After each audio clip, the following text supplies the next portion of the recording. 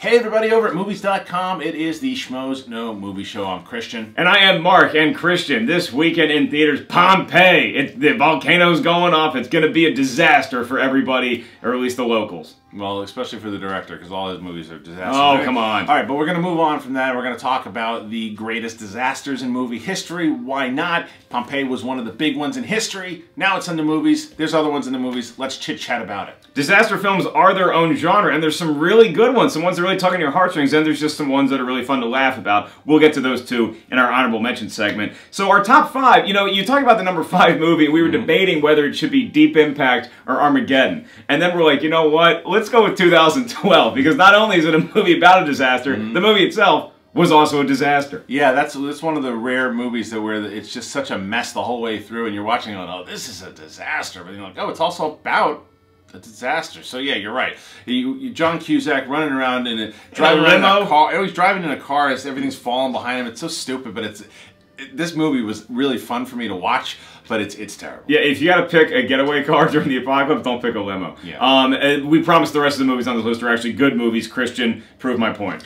I'll prove it, and I'll give you Earthquake from the 70s with Charlton Heston and Ava Gardner. This is a classic movie when you think about it. They still have the ride at Universal Studios, and it is about the big, huge earthquake that almost takes us all out. Yeah, they have the ride where we live in Southern California, to release the threat of it looming. Hopefully that doesn't happen anytime soon. But Charlton Heston in the early 70s, I mean, he knocked disaster films out of the park. You look at something like Planet of the Apes, too. That didn't exactly end well for humans. That's kind of a disaster in its own right. All right, then what we got number 3, you damn dirty ape? Well, number 3, we're going to go from Earthquakes, a rumbling, to Inferno's A Towering. The Towering Inferno, another classic film that happens to be about a disaster. Yeah, I mean, like we said, we have stuff that happens in the water. We got fire, and now we got fire again.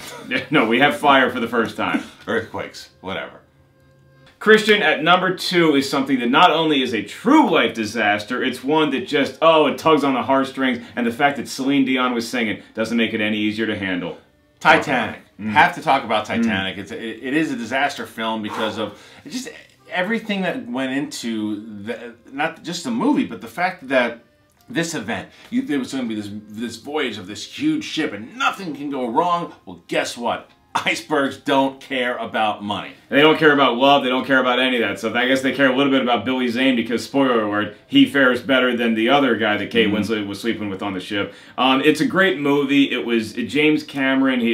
All these production problems. Then when it actually came out, it was actually worth the hype and it ended up being the most profitable movie of all time at its time, and again, it's a classic movie. Well, it is because of what it did. You have the love story that everyone quotes today, yeah. But it also, like the end, the first time you see the actual disaster happen, and the last half an hour, 45 minutes, to this day is very tough to watch, especially when you realize of all the real lives that were lost. So Titanic clocks in at number 2. Yeah, the boat sank, but my heart will go on. At number 1 is a film, this was tough to go ahead of Titanic, but I think with Titanic, the first like 2.5 hours of Titanic, you kind of forget that this is a doomed ship. Right. Because you're so involved in the love story. You want to be on the ship. Whereas a film like The Impossible, you feel that disaster the whole time. It's about the tsunami that recently hit right after Christmas, and it's just one of those incredible experiences where you're so moved by what's going on screen. It was really hard, and it could be also because it's very fresh in our minds, like you said. It happened very recent, but it was the movie itself and what Naomi Watts did in this film was it was so real, and you felt it in the footage, the actual footage. You felt like you could see this happening, and it's just after these real people, and so many people were lost in this in the tsunami, and it's just. I mean, the movie it's heart-wrenching. It's really hard to watch. Oh yeah, and she was nominated for an Oscar, and the actual scene of the disastrous tsunami was just incredibly moving and powerful. Then them searching, this family looking for each other afterwards. It's just really, really a harrowing journey, and it was filmed brilliantly. The end of the movie is really incredible. You know, that's the thing, is I think the difference between this and like Titanic is that Titanic I think you can watch multiple times. People have done that. This movie you really can't watch that many times. Not that it's not great. It's a great film, but it is so real, and because this disaster happened, it's just you feel like you are there, and it's hard. Definitely earned the number 1 spot on this list, but there's so many fun disaster movies to talk about. Yeah. I mean, let's talk. Actually, one of my favorite comedies of all time spoofs a lot of those disaster movies, like Airport 75 and Airport 77. Was Airplane.